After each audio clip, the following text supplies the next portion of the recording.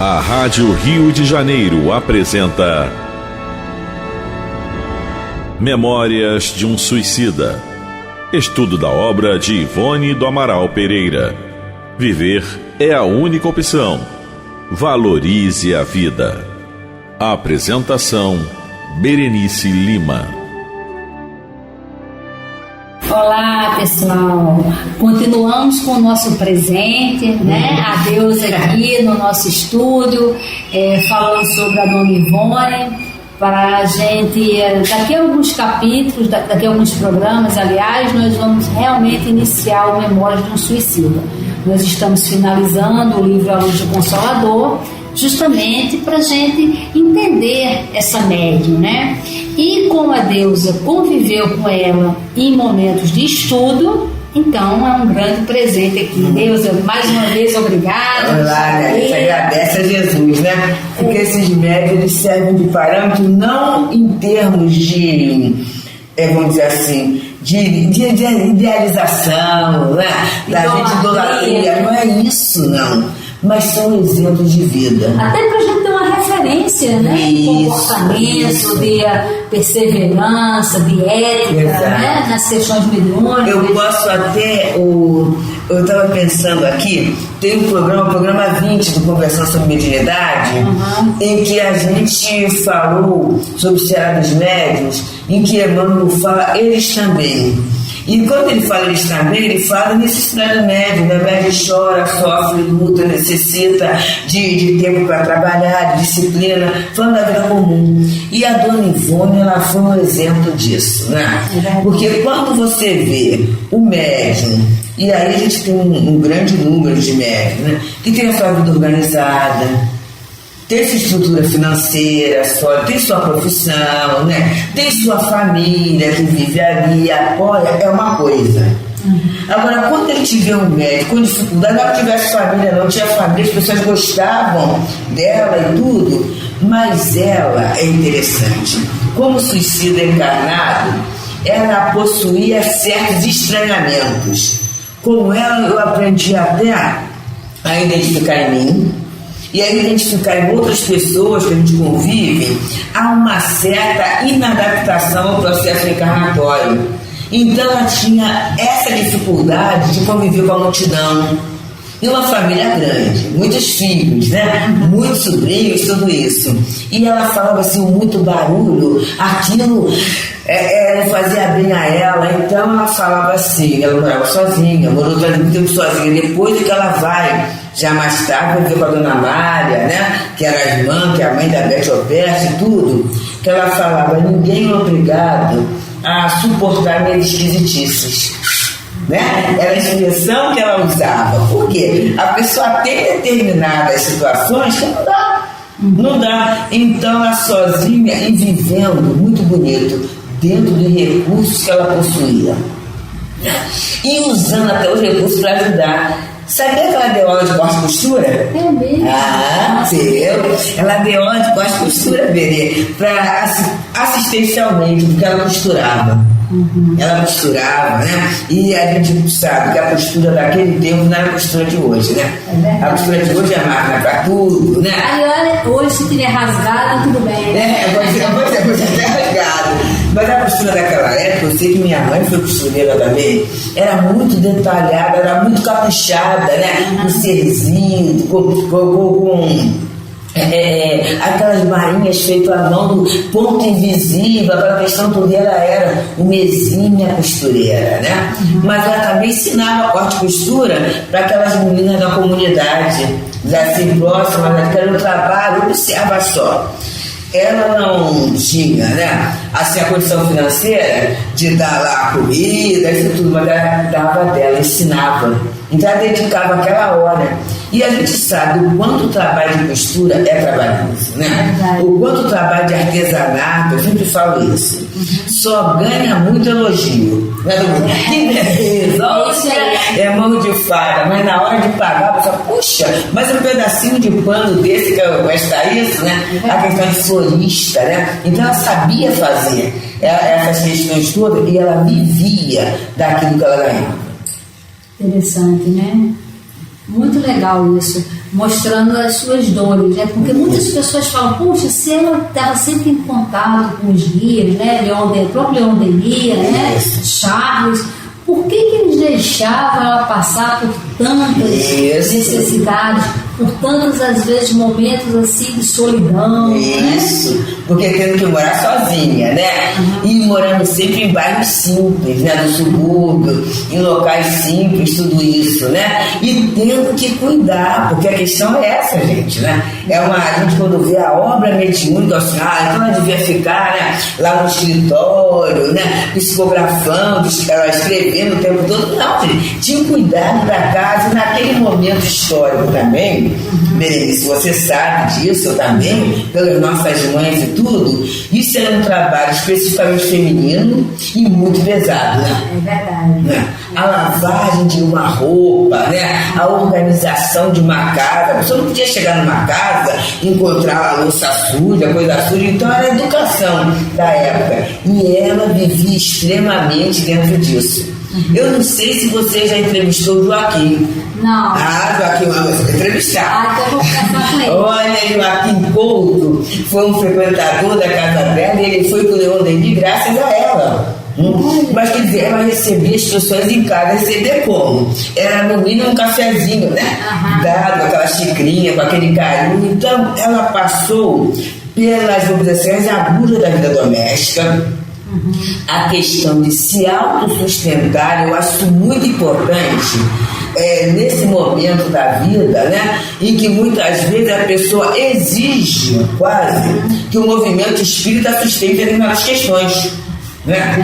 Eu vou para lá e aí mais alguém vai ter que pagar isso, aquilo. Ela não, ela se sustentava com o trabalho dela. E aí dentro daquilo, ela morava onde? Onde ela podia morar, né? Quando o aluguel, alguma coisa ficava fora do orçamento e tudo, para não se perturbar, ela ia para outro menor. E ela tinha uma brincadeira que ela falava assim: a minha vida cabe em malas. Porque aí ela colocava nas malas, né, quando tinha que sair, ela ia para lá. E nós frequentamos, né, um pouco a casa de Elizabeth Operti, e Elizabeth Operti tinha ainda muitas malas de inscritos dela, porque o critério para a publicação era muito grande. Isso é uma coisa interessante. Então nós temos que adquirir esse critério de leitura. Isso, né? Exatamente. De leitura e saber o que vai divulgar. Isso. Porque não é por uma obra ser psicografada, um espírito falar, que aquilo é para o público em geral, né? Tanto que o Mauro até ofereceu os manuscritos, ele e a Beth, para um dos livros de um autor que fez uma pesquisa também sobre ela, né? Mas ela possuía aquela sobriedade no viver, né? E agradecendo a Deus porque ela sabia da sua história como suicida. Então, o fato, né? A gente não pode falar em termos íntimos, você não sabe do outro.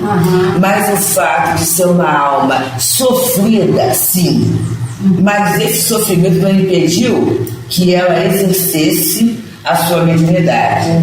Ô Deus, eu acho que o Célio foi o pioneiro de fazer um estudo do livro dos Memórias do Suicídio. Foi o pioneiro, sim. Foi sim, que era um livro e até hoje muita gente não gosta de ler, então eu me sinto mal, né? Eu tenho arrepios, porque principalmente a primeira parte em que há relatos e tudo, né? Eu costumo falar que é um livro tão maravilhoso que ninguém morre no livro, todo mundo nasce. Exato. É um livro que é final feliz, né? E assim, né?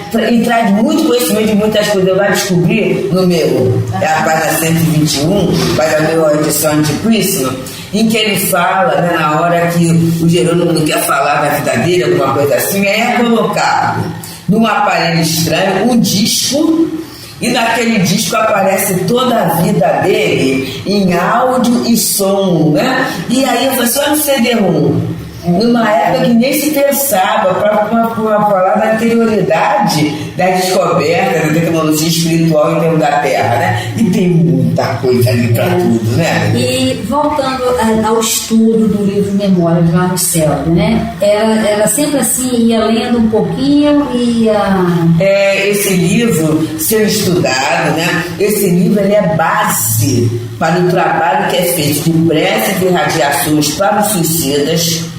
né? E lá a gente tem para quem tentou e não conseguiu, e para aquele que tentou e conseguiu, né? Inclusive o Centro Espírita Irmão Clarencio tem um trabalho específico só para aqueles que tentaram e não conseguiram. Clarencio ali na Vila da Penha, na Rua Begônia. Centro Espírita Irmão Clarencio, inclusive eles têm uma facilidade que o nome pode ser colocado até online. Então no site do centro tem lá prece para os suicidas, e a pessoa pode colocar aí o patrono do trabalho lá no Irmão Clarencio, Aníbal de Silas, que é o patrono do trabalho, mas esse trabalho foi colocado por orientação do Centro Espírita Leão Denis, porque, por incrível que pareça, o trabalho de preces é feito a partir do estudo desse livro, é feito aos pouquinhos. Então é feito estudo, depois aqueles nomes são trabalhados um a um, né, e feito as preces semanalmente, né? Aquele trabalho é feito de benefício. E aí outras casas espíritas do Rio fazem, como Laurita de Cássia, no Leblon, né? Como Sema, faz. Então muitas casas já fazem esse estudo, mas o estudo e a prece foi pioneiro. Por quê? Olha como é que a gente é tradicional, né? Na Igreja Católica não se orava para suicida, não fazia missa. Hoje já se faz. Já. Eu acho que também na religião judaica também não pode enterrar no mesmo cemitério. Não mesmo, exatamente. Tem toda uma separação, né? Então a misericórdia que é feita, e aí o tipo foi colocando, né? A espiritualidade da casa foi colocando. Então ela foi pioneira nesse tipo de obra e até desmistificando, porque eu já vi receituário mediúnico ser recomendado que a criatura lesse aquele livro. Eu era suicida, receituário. Como remédio. Né? Aí a pessoa fala assim, mas meu Deus, eu tô mal. Aí a pessoa vê, né? Porque quase sempre quando o espírito não responde o que a gente quer, a gente acha que ele não entendeu. Deus, como é que eu tô mal? Agora vê, ele mandou eu ler isso. Aí eu falo assim, olha, todas as vezes que eu atendi a recomendação deu certo. Eu acho melhor. Aí a gente ainda até fala assim, né? Teve até cara de eu vou dar uma livraria, vou dar de presente pra você. Quando você não tiver com vontade, lê a dedicatória, lê alguma coisa. Teve uma até, Berê, que eu, no final assim, um beijo, eu tava com batom, eu beijei o livro, a pessoa até hoje tem o livro. E você lê, por que o plano espiritual mandou? Porque é claro que naquela situação ruim, a pessoa quer fugir daquela situação. E ali, quando você vê o estado, mas não é só que o estado que fica, você vê a misericórdia depois, você começa a perceber que vale a pena superar. Então, na verdade, não é um livro de desistência da vida, de valorização da reencarnação, da existência, né? Então, mas aí voltando, então, Dona Ivone, todas as lutas que ela teve e ela se desnudar.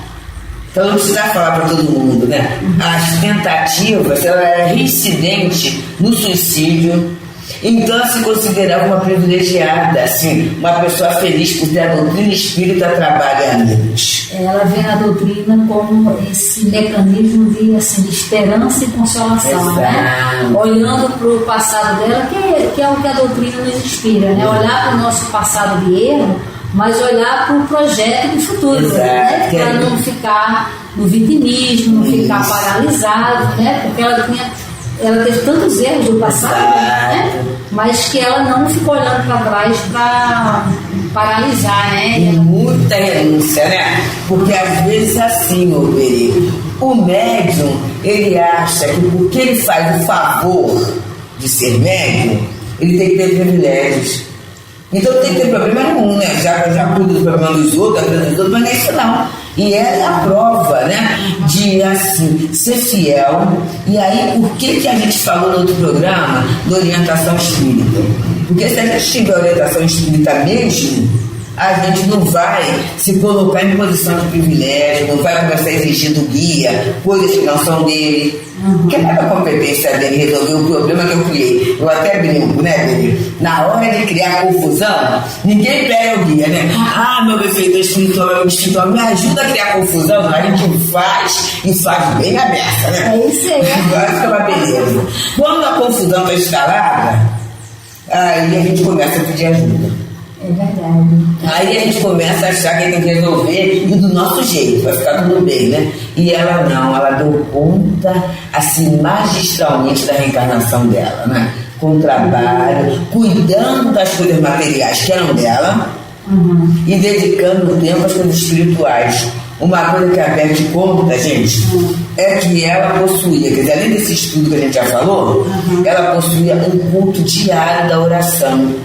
E a Beth tem o caderninho que ela ia anotando o evangelho que ela lia, né? As preces que ela fazia.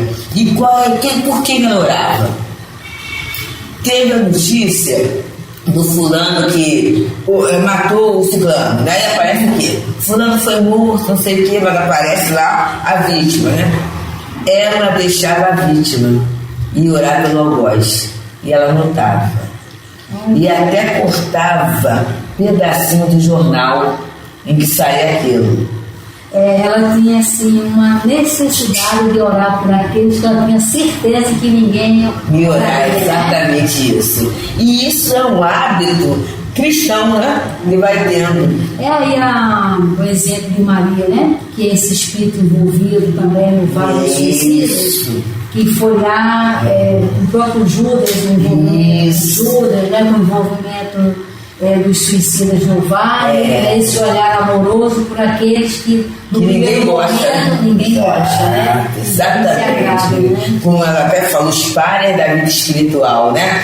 Mas aí você vê, e é pra gente, né? Se um espírito dessa altura olha com misericórdia, quem somos nós para olhar diferente, né? Então ela tinha esse hábito, tanto que eu não sei se você já falou disso, mas essa questão dela ter esses nomes, né, de jornal, na mesinha lá, e orar sempre. Certa vez alguém passou, viu, ela não viu, que a pessoa viu, e a pessoa foi falar mal dela no centro, como se ela tivesse obsidiada, né? Alguém que tem hábito de colecionar crimes, porque também era um trabalho que ela fazia silenciosamente, era particular.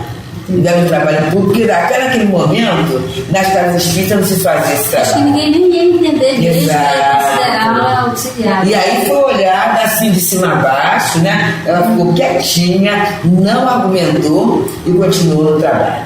Isso é muito bonito, né?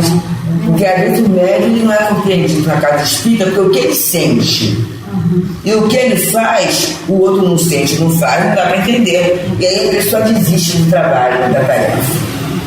Ela chegou a fazer trabalhos lá no céu ou ela só fazia? Não, ela fazia esses estudos. E os dois, aí tem, né? É coisa entre ela e o altivo, que os dois se falavam muito, né? Porque ela era antenada com o movimento espírita, né? Ela era amiga de Chico Xavier, sabe? Amiga também de Divaldo. Essas pessoas, porque ela ficou como sendo uma matrona ali, né? E as pessoas tinham Dona Ivone como uma referência, pela honestidade, pela segurança, né? Todos esses tiveram. Mas a questão dela com o altivo, aí vou fazer uma fofoca, vai além, entendeu? Sabe o que ele vai além?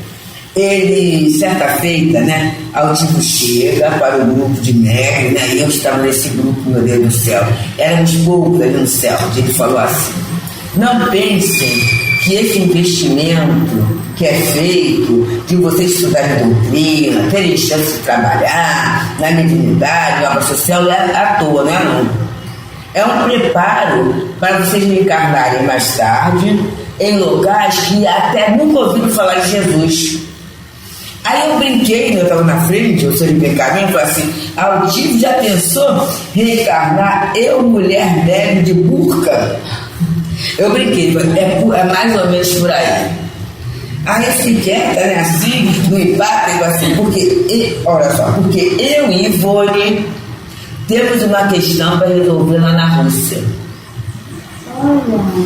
E aí parou por aí, né? A gente, engraçado, não deu para perguntar, eu acho que ninguém era para perguntar mesmo, né? Mas observa só, eles têm um projeto futuro de reencarnação.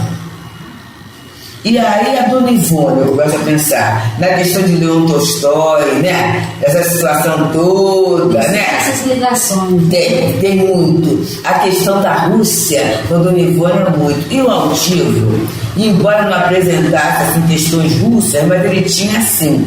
Era muito claro a questão da inadaptação ao clima do Brasil. Ele sentia um calor, mas era um calor muito grande, né? Que a ponto assim dele patrocinar o ar-condicionado, entendeu? Ele patrocinava tudo porque era muito calor, né?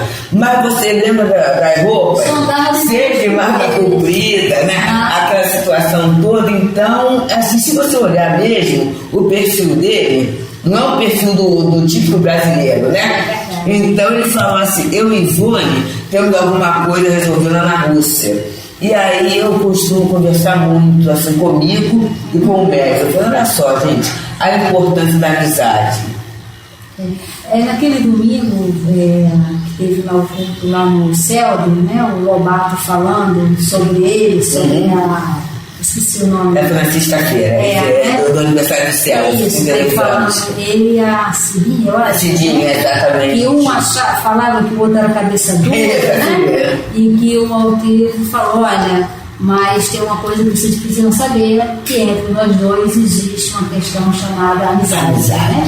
Ou seja, você tem divergência de opinião, mas o caráter fica inabalável. O sentimento, né? Aquilo se mantém, isso é muito importante, né? E ele com a Dona Ivone, e aí eu falo assim, gente, não é a importância da amizade. Porque quando ele fala tem uma questão a resolver não é nada branco, né? Ninguém vai falar de uma festa, se tem uma festa, tem uma questão para resolver na vida, é isso, né? São questões assim que devem ter sério. Mas o fato da amizade dos dois. Entendi. Os dois terem aproveitado bem a reencarnação como espíritas e como cristãos.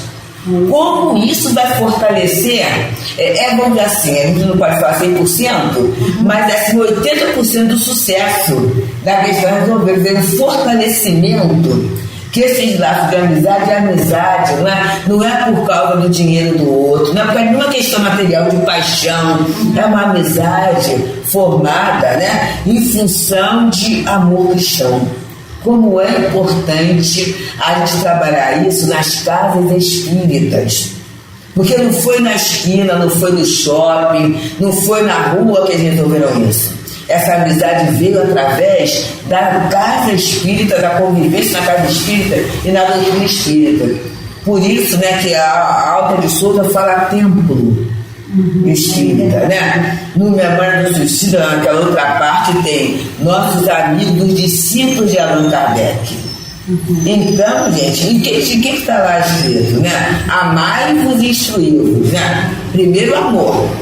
Então, esse é o patrocínio da doutrina espírita. Não é por acaso que eu estou no centro, que o fulano está, né? Não é para verificar juntos. Então, se a gente não estabelecer elo de fraternidade legítimo, a gente vai ter muitas questões para resolver, mas a pessoa resolver sozinha. É verdade.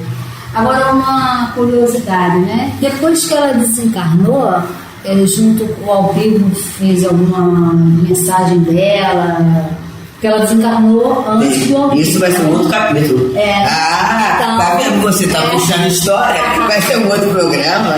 Então, vamos deixar para a gente fazer um outro programa para trazer a Deus aqui mais uma vez para a gente falar sobre isso, porque isso é amizade, isso é mediunidade, isso é comprovação da imortalidade, porque só há vida e vida em abundância. Então a amizade continua aqui e no mundo espiritual e vai muito mais além, né? Que essa seja uma reflexão para nós estreitarmos os nossos laços fraternos de amizade. Muito bom, gente. Para todos desejamos muita paz. Muita paz, amigos. A Rádio Rio de Janeiro apresentou Memórias de um Suicida, estudo da obra de Ivone do Amaral Pereira. Viver é a única opção. Valorize a vida. A Rádio Rio de Janeiro comemora 52 anos e celebra com você.